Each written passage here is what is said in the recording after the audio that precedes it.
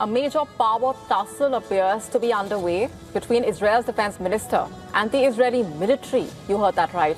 This is after reportedly announcing on live television that he was replacing a top IDF general. The minister is now allegedly walking back on his remarks. This is even as the Israeli military reportedly refused to act on his announcement. And this standoff has triggered a major political storm in Israel, fueling allegations of politicizing the military. That's the extent to which things have reached ahead of Israel's national elections in October. Also raising questions about the balance of power between Israel's political leadership and also its armed forces. The minister reportedly announced on Israel's Channel 14 that he had decided to appoint a new West Bank commander. He accused the current commander of defying his policy by trying to renew an administrative restraining order against a violent Israeli settler, reportedly. And according to Israeli media reports, Katz said Bluth and the military had acted, quote-unquote, contrary to his policy, insisting that the IDF Central Command Chief must follow the government's direction. Not just that, he said he wanted an IDF that delivers decisive victories, strikes its enemies, and protects settlers, adding that the IDF Chief of Staff had already recommended Khalifa for the post of Major General, but then the IDF immediately rejected the announcement. The military reportedly said Bluth would remain in his position and stressed that the defense minister cannot unilaterally remove a senior commander. It also said that the appointment had not followed established procedures. Under IDF rules, the chief of staff allegedly selects senior officers and the defense minister and then approves those recommendations. Reports in Israeli media saying the chief of staff has now frozen senior military appointments until after Israel's October elections in an apparent attempt to shield the army from political interference. And the move here is expected to keep Bluth in command for now. Facing mounting criticism, the minister later denied that he had fired him. He insisted he only announced his intention to advance Khalifa's appointment through the proper process and accused critics of misrepresenting his comments. So a lot has been brewing. And the former Israeli defense minister is also reacting sharply to the matter on social media. Former Israeli defense minister Gallant saying, I'm quoting now, the IDF is the shield of the state of Israel. Undermining the authority of commanders shakes the foundations of the army, and dragging the IDF into the political arena is playing with fire that endangers the state of Israel.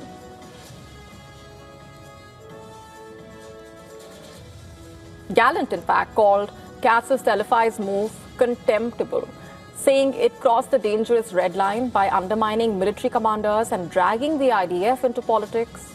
While former Israeli Defense Minister Benny Gantz warned that turning senior military appointments into campaign politics threatens Israel's security, adding that politicization of the IDF is not governance, it's a real danger.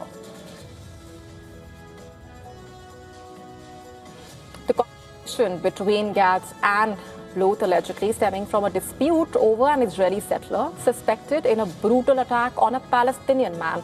After a court reportedly lifted restrictions on the settler, Katz instructed Bluth not to seek a fresh restraining order. Bluth and the military instead backed legal action to actually keep the restrictions in place, prompting Katz to accuse the general of ignoring his policy. And that dispute has now escalated into one of the biggest confrontations between Israel's political leadership and the military command in recent years. Settler violence has become a major issue in the West Bank, remember.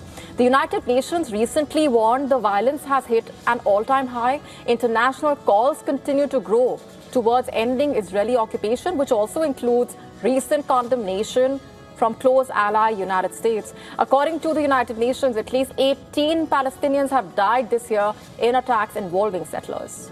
On to South India, the row over the Cauvery water dispute continues to rock the political landscape. In the latest, the Tamil Nadu government has moved the Supreme Court, accusing Karnataka of not releasing the quantum of water allocated to the state by the Cauvery Water Regulation Committee in its recent order. The move comes even as the DMK staged a massive protest in Tamil Nadu today, accusing the ruling TVK government of neglecting farmers' concerns and failing to protect the state's interests in the long-running dispute. The demonstration also coming amid renewed political sparring over crop loan waivers and the contentious reservoir project. The leader of the opposition led the DMK's protest alongside the senior DMK leaders. The DMK basically is demanding firm action to secure Tamil Nadu's rights over Cauvery water, complete waiver of agricultural crop loans, also the announcement of a special relief package for Delta farmers.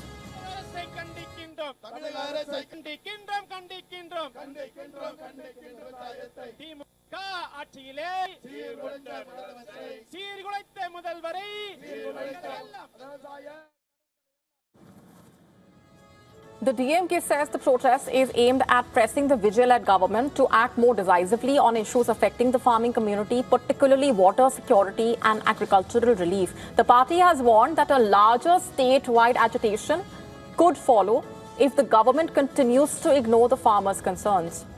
The DMK president alleged the TVK government failed to honor its election promise of waiving the crop loans in full for farmers owning less than 5 acres and by 50% for those with larger land holdings. MK Stalin noted that the government initially announced a waiver of up to 50,000 rupees before increasing it to 75,000 rupees following protests by the farmers. Stalin also accused the government of not doing enough to safeguard Tamil Nadu's interests in the Cauvery dispute. Earlier on Sunday, the Karnataka Chief Minister said Tamil Nadu Chief Minister had agreed to postpone his proposed visit to Bengaluru after the Karnataka government requested a deferment because of the heightened emotions over the Cauvery dispute. Not just that, he urged various organizations in Karnataka to withdraw the Bandh in the state, scheduled to take place on the 13th of August, saying that improved rainfall has eased the immediate situation. The government and I are committed to protecting the interest of the people and farmers on the Cauvery issue. We will safeguard the interest of the state under all circumstances. We are still facing drought-like situations. DK Shivakumar thanked Vijay for the gesture, saying it would help maintain a cordial atmosphere between the two neighbouring states. He added that despite political differences, both states must respect each other and work together. Shivakumar also reiterated that the proposed balancing reservoir is a long-term solution to the Cauvery issue. And he claimed that nearly 90% of the project's benefits would go to Tamil Nadu, and insisted that water stored at the reservoir could not be diverted to Bengaluru. Karnataka has 4 major reservoirs in the Cauvery basin, essentially, and as of August 2nd, water capacity in 3 reservoirs reportedly was close to their full capacity because of the recent rainfall in the area. However, water in the largest reservoir is still far below the full capacity reportedly. Referring to the Cauvery Water Management Authority's direction to release 3,500 cusecs of water to Tamil Nadu for 15 days, the Karnataka Chief Minister said the state was complying with the order despite the difficult situation arising from the deficient rainfall. An Iran-linked organized crime network is under scrutiny after reports claim that it has recruited teenagers to carry out contract killings, allegedly, including attacks on Israeli targets across Europe.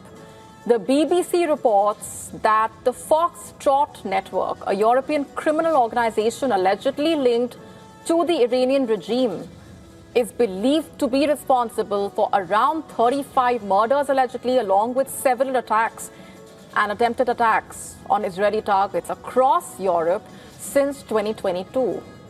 According to the BBC, the group routinely recruits vulnerable teenagers, deliberately targeting younger recruits because they are allegedly more willing to take risks and less likely to consider the consequences of getting caught. The report says Foxtrot allegedly promises cash for the attacks, but many recruits are arrested during or soon after the operation, meaning the network often avoids paying them. The case has drawn new attention after a British court convicted a 19-year-old Norwegian national of conspiracy to commit murder, allegedly. The Norwegian teenager was arrested in a hotel in the UK in March last year with 2 firearms and ammunition. Prosecutors told jurors that Foxtrot recruited him allegedly after someone using the alias Agent 47 arranged the hiring of an assassin with $28,500 set aside for the operation, allegedly. The BBC reporting that Foxtrot leader Rawa Majid, also known as the Kurdish Fox, is based in Tehran and is allegedly directed by the Iranian regime to target its enemies, including dissidents, journalists, Israeli targets. The network emerged in Sweden in the late 2010s, reportedly, before expanding into Norway and other parts of Europe. Recruiters allegedly use encrypted messaging apps and social media to lure teenagers, sometimes as young as 13, into carrying out shootings, murders, grenade attacks and bombings. As reports, senior figures commission and finance attacks, while younger recruiters advertise jobs online, identify vulnerable teenagers. Many recruits reportedly do not know who ultimately ordered the crime. In 2025, the UK sanctioned Foxtrot and Majid, and then UK Foreign Secretary also said the group had targeted Jewish and Israeli interests across Europe on behalf of the Iranian regime. The United States also sanctioned the organization, accusing it of illegal drug trafficking and attacks on Israelis and Jews in Europe. Iran has denied the allegations, with its embassy in London categorically rejecting any connection between the Iranian government and the Foxtrot network.